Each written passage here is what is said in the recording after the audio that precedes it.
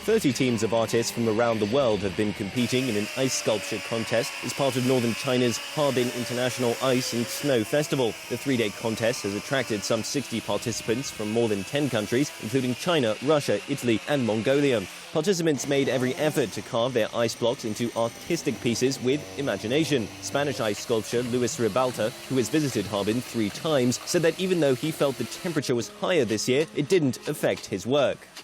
It looks warmer than last year or a few years ago.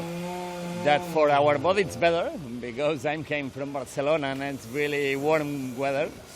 But for the ice will be middle because there are some blocks that have many sun that provokes breaks inside.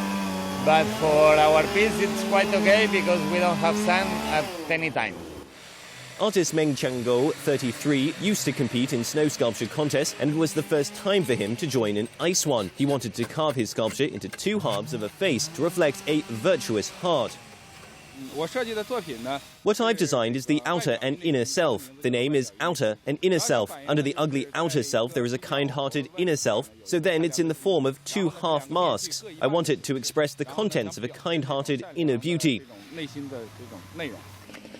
Wang Mingxin, who held his clay models in front of his sculpture, found working in the field very different from making drafts.